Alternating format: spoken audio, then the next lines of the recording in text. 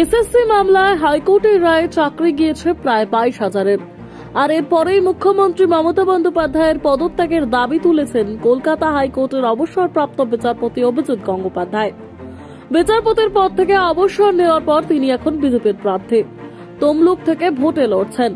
এবার বিজেপির অভিজিৎ গাঙ্গুলিকে এক হাত নিলেন তমলুকের তৃণমূল প্রার্থী দেবাংশু ভট্টাচার্য।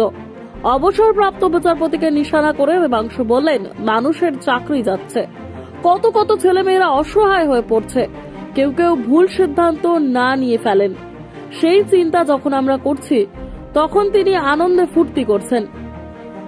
যখন কিছু লোকের সংসার ভেঙে যাচ্ছে তখন তিনি বর্গভীমা মন্দিরে মায়ের কাছে পুজো দিয়ে বলছেন, মাগো কি ভালো কাজ করছো।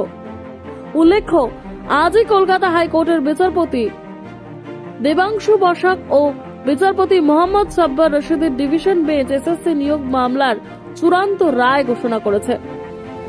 হাইকোর্ট জানিয়ে দিয়েছে 2016 সালের পুরো প্যানেলই বাতিল। আদালতের এই নির্দেশে কাজ হারাতে বসেছে প্রায় 22,000 শিক্ষক ও শিক্ষাকর্মী। এমন অবস্থায় মুখ্যমন্ত্রী মমতা বন্দ্যোপাধ্যায় বার্তা দিয়েছেন চাকরিহারাদের পাশে থাকার। হাইকোর্টের নির্দেশনামাকে চ্যালেঞ্জ করে সুপ্রিম কোর্টে যাবেন বলে